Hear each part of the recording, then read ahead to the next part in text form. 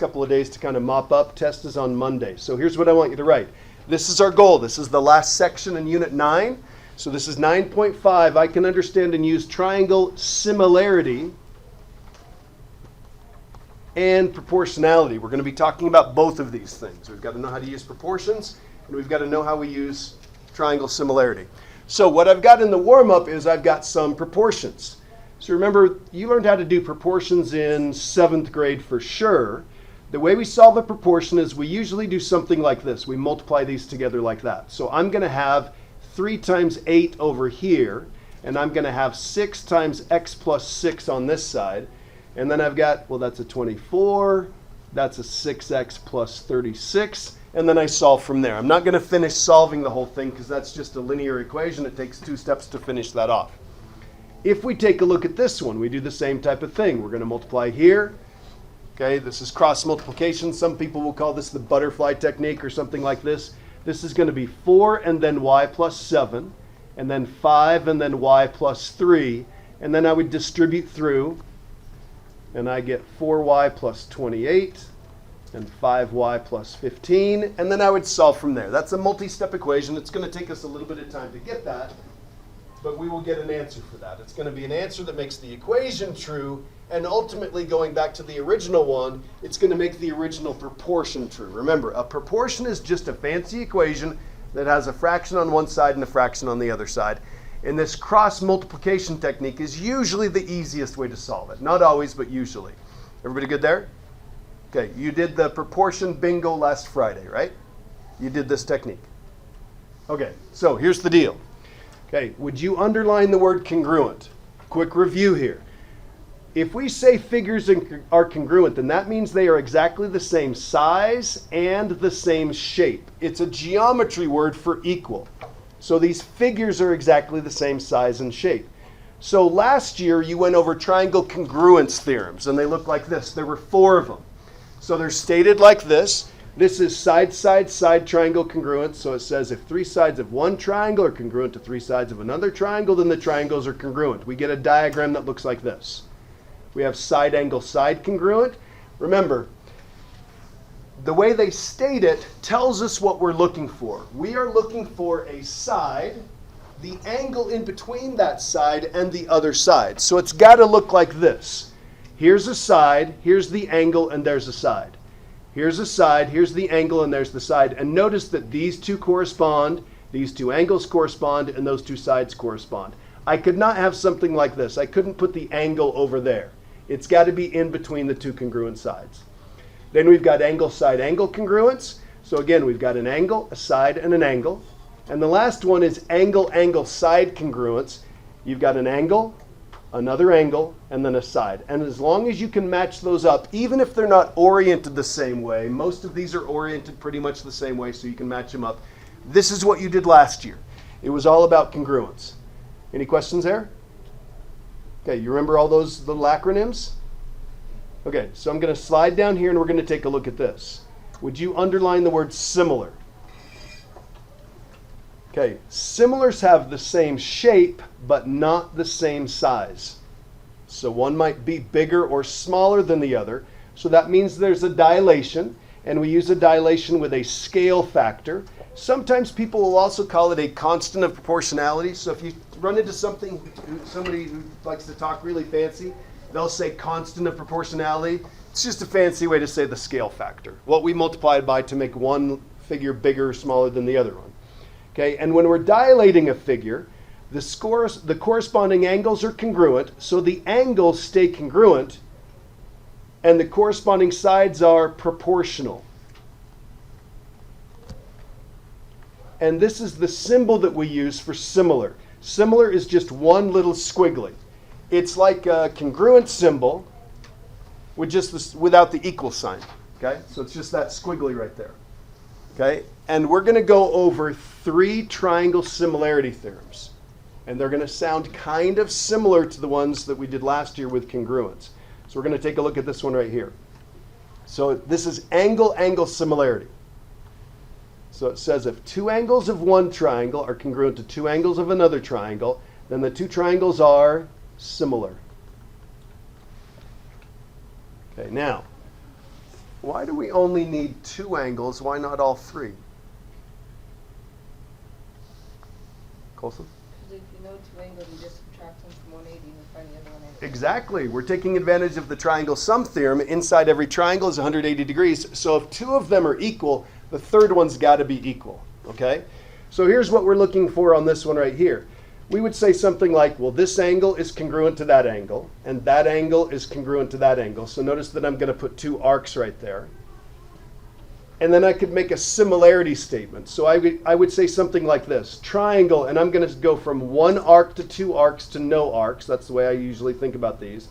So this is DOG is similar. So I just use that one little squiggly right there. And do this one in order. So it's similar to triangle. Oh my gosh, Dude, CAT. that's so silly. So silly, okay? Now, here's the thing. It doesn't make any difference if they're oriented differently or if they don't even look like they're the same shape. I mean, clearly they're probably not going to be the same size, but if they're moved around or something like that, if we figure out that we can match these up using a similarity statement, even if it doesn't look like they're similar, we go by the information in geometry, not by the way things look, okay? So we're going to slide down here and take a look at this example, and we're already done with page 1. So it says, write a similarity statement for the 2 triangles and a justification for the statement, then write a proportionality statement for the 3 sides. Okay? So here's what we're going to do. First of all, we've got to figure out, my gosh, are these even similar? 45 matches up with 45. 55 matches up with 55. So that means the 2 of them would be similar. So I'm going to write triangle UVT is similar to, now if I write that one in UVT, I'm going from the 55 degree angle, to we don't know what that one is, we could do the math to figure it out, to this one right here. So I have to say the other one in exactly the same order. So if I did UVT on this one, I started with 55, went to the one that's not marked, and then went to this guy right here. So I start with K, then L, and end with J. So this is going to be K, L, J. We want to give a justification for that. We want to give a reason for that. So we're going to say by angle, angle. And if you want to put a little squiggly there, we're going to know angle, angle. That's the similarity sign. So it's angle, angle, similarity.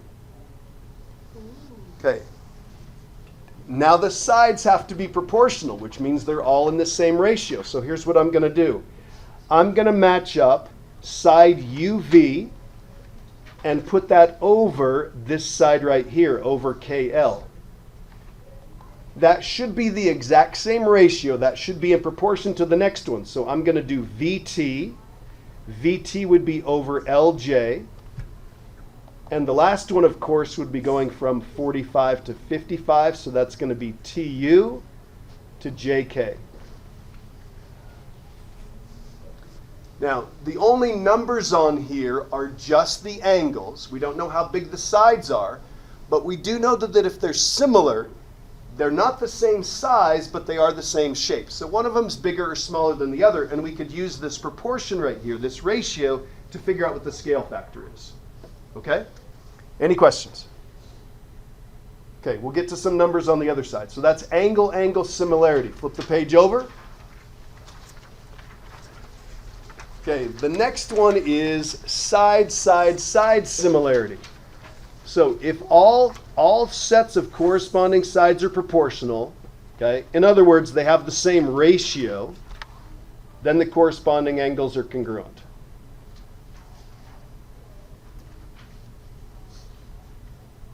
And of course, the triangles are similar.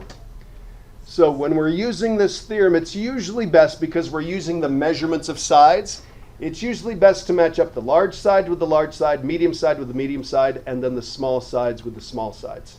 And do that respectively so we can figure out what the scale factor is. So we're going to take a look at this example right here. Notice that we don't have any of the angles, but we do have the side measurements. So I'm going to match up the big side of 84 with the big side over here of 14. The medium side on the big one is 72. The medium size on the small one is 12. And the small side on the big one is 48. And the small side on the small one is 8. And all we have to do is make sure that these all have the same ratio. That's what we're looking for. So if I set up big side over big side, medium side over medium side, small side over small side, I'll do the easy one first. That's a 6. That's a 6. And if you want to double check, 84 divided by 14 is also 6. So all the sides are in the same proportion, so that means they're similar.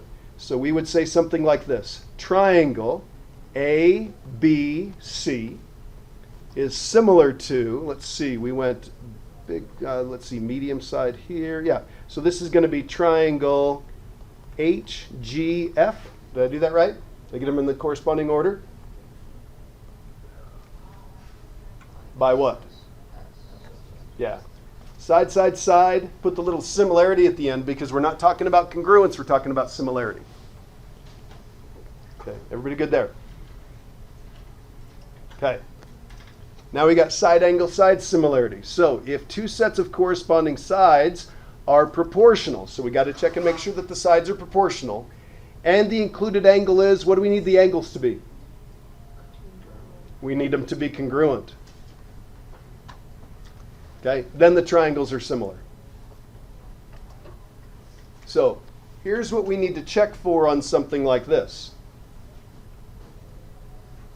Okay, let's say that CA has got to be proportional to this one over here. So we're going to say CA over BU. So we're going to compare these two guys right here. We're not saying they're equal to each other. We're just saying that they're proportional. That's got to be in the exact same proportion as, now you can pick another one. I'm going to say that this is the angle that we're going for, that those have got to be congruent. Okay? So the other side that would have to be proportional is CR would have to be proportional to BS. Gotta love that. Okay, and we'd have to know this also. If we're going to apply side angle side similarity, we've got this side matching up with that side, this side matching up with that side. It has to be the included angle. Luke? So I flipped over to the other side, and there's a side angle side triangle congruence theorem and a side angle side similarity theorem. Yeah. All right. That's what we were saying at the very beginning. We reviewed that. Yeah, a lot of these are the same. Okay? So the other thing that we would need is that angle C would have to be congruent to the angle that it would have to correspond to over there is B. And then we could say that they're similar. So then we could say that triangle AB or ARC, we'll do ARC, is similar. Let's see, if I do ARC, I'd have to do triangle USB. And the reason is side angle side similarity.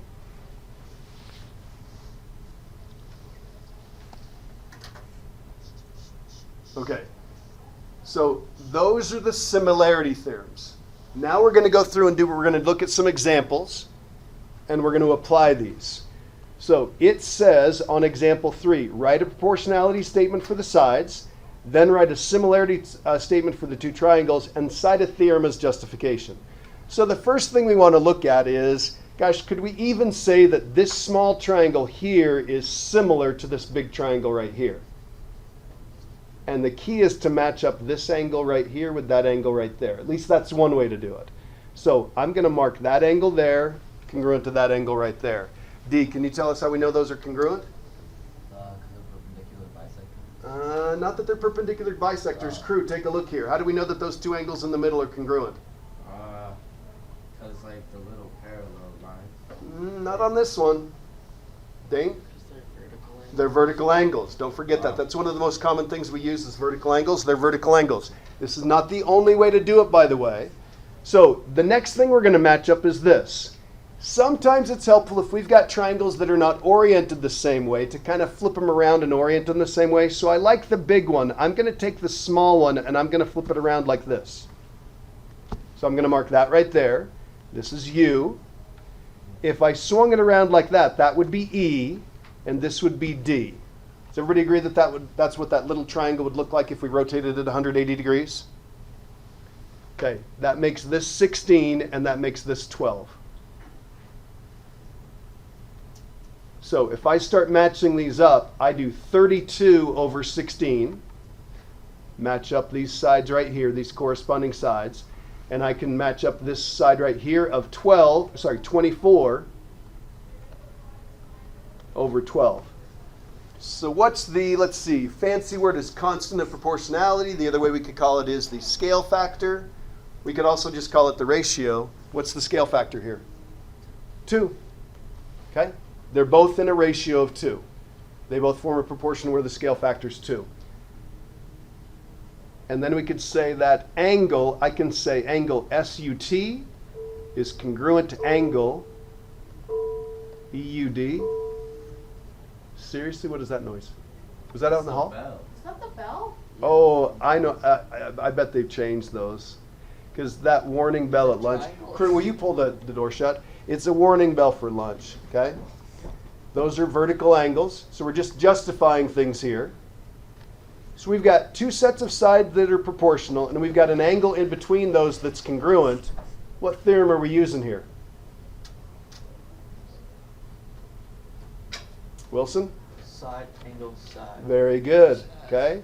So these 2 triangles, and I'm going to say triangle SUT is similar to triangle EUD by side, angle, side similarity. Now, is there something else that would work? Crew was onto something earlier. Yeah. Is there something else that would work? I'm going to change colors. D. Could it be side, side, side? I don't think you could do side, side, side because we don't have information about this right here, but you could do something like this. Instead of using that angle, we could have used that angle, and we could have used angle, angle similarity. That may or may not have been easier. Okay? All right, everybody good? All right, let's take a look at these guys, and then we're done with the second page.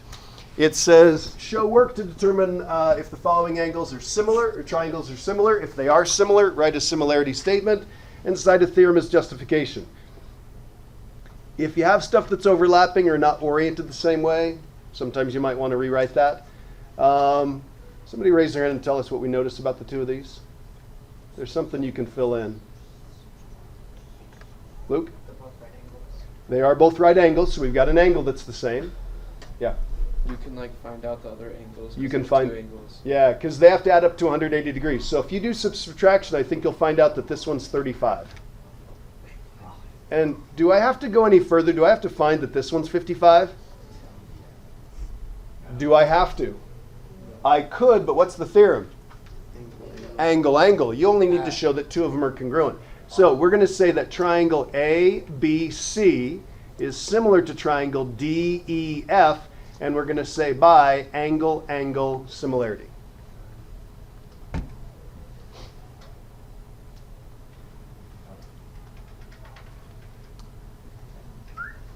Hold on. Some people have a hard time with overlapping triangles. That's what these are called. So I'm going to do this, and then I'm going to draw the big one. So this is L, and this is M, and this is K. K is the same. K is the same. Anything else?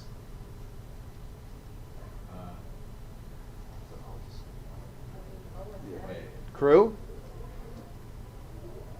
does that mean it's not the sides are gonna be they're not gonna be equal, but Yep, they're not gonna be. the angle, The angle, yeah. Why are these angles the same?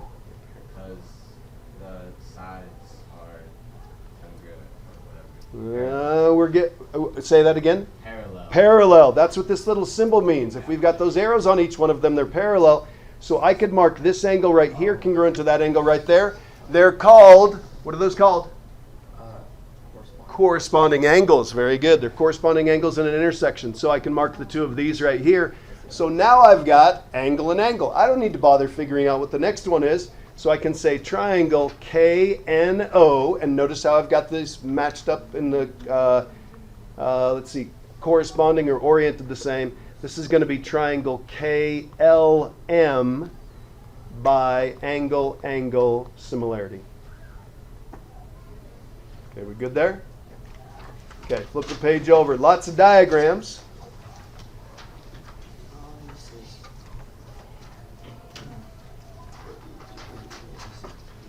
Coming back to crew on this one. Crew, those are congruent. How come? Because they're vertical angles. They're vertical angles. So we've got some measurements of sides. So everything on those first two examples, we didn't have any sides. On this one, we've got a congruent angle because they're vertical, and we've got some sides to match up. So we want to match up. Well, gosh, it doesn't really make any difference which one we match up here. But we could say this. Is 40 over 16 the same as 39 over 16? No. I Nope. would not believe so. Not similar. If we were trying to do anything, we were trying to show side angle side similarity. That's what we'd be trying to show there. Okay? This is another one where they're overlapping. Again, if you have no problem seeing what's going on here and you can kind of separate the two in your mind, that's totally fine. If you have any trouble with this, this is what I would do. If this whole thing is 143, correct me if I'm wrong, but that makes this 52. Yes. If this whole thing is 88 and this one's 56, correct me if I'm wrong, but that one's 32. Yeah. Okay? So I've got a small triangle that looks like this, 32, 44, and 52, and this is FSR. And then the big one, and I'll orient it the same way. And if you can do this without drawing them separately, good for you. There are some people that can and a lot of people that can't. This would be F, D, and E. And these measurements would be 88, 143, and 121. What theorem are we trying to use? We're trying to use side, side, side, which means we need to match up the big sides with the big sides, medium sides with medium sides, and so forth. So I'm going to go big side with big side. 143 over 52. That better be the same as, I'll go medium here, 121 over 44. And then the small side's going to be 88 over 32. Now, throw that in your calculator. These have to be exactly the same ratio for every single one of them. They are? Wow, that's a little bit surprising because we've got some weird numbers like 143. That's a strange number in 52, but it works out, doesn't it? What do these all turn into? What's the decimal or the fraction? 2.75? Or 11 over 4. Okay, I'm going to do 2.75. They're all the same scale factor, the same ratio of 2.75. So are they similar? Yes. So triangle FSR is similar to triangle FD. Whoops, I need a triangle in there. FDE.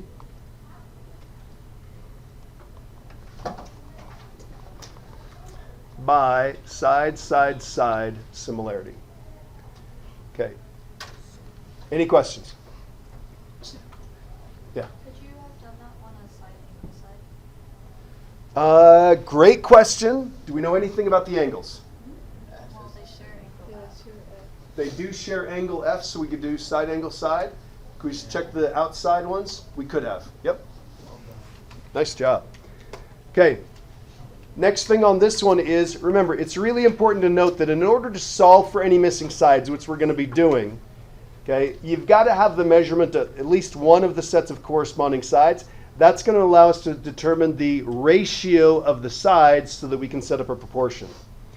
So on this one, we might be able to solve for some missing pieces. These guys up here, especially on example D. We don't have any side measurements on these. So we have no idea how big or how small either one of these are, so you wouldn't be able to do that. Okay, so flip over to the back side. Last example, and then there's a thought question at the very end. It says identify the similar triangles, write a similarity statement. Notice that it doesn't say that you have to justify it. And then it says find the value of x and the measure of the indicated sides. So we want to find M, L, and LK.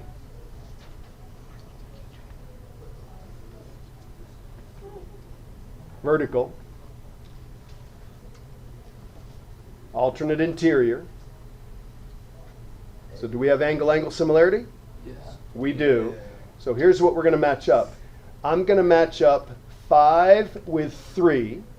So if I match up 5 with 3, what do I have to match up on the other one? X plus 3 over 2x minus X plus 3 over 2x minus 8.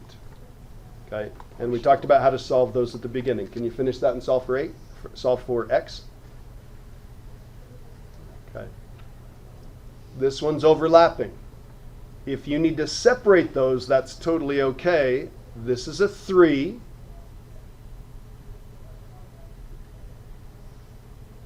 What's the big one?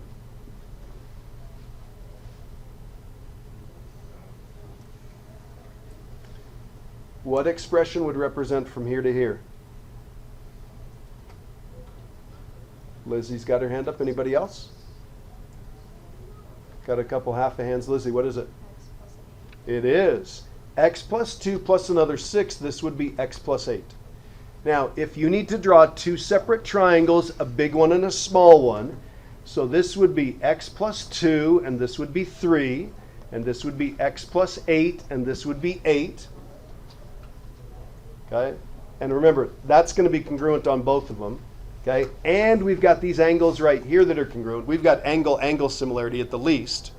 Okay? Now we can set this up and we can say x plus 2 over x plus 8 would have to be the same as 3 over 8, and then we can solve that. Don't forget that the answer on this one is we need to know how long ML is, and we need to know how long LK is. And on this one, we need to know how long MN is, and we need to know how long MJ is. Okay, any questions? Hold on 1 second. Okay. Start solving that. Get that set up to solve.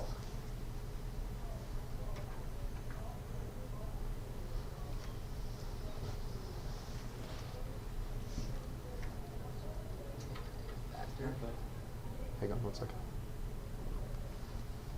What happens? It's like, What do you get? uh, You get a what? You get a quadratic. You get n squared minus 11n equals 12. It says 8 on ours. Oh, it says 8 on yours? Oh, okay. Where does it say 8? n minus 11. place of the 11. Oh, in place of the 11? Yeah. Okay, so let's Factor ours, so- okay, so let's do an 8 there, and then this is a 12. Okay, either way. 4 techniques to solve this. What's the first one you'd try? Factor.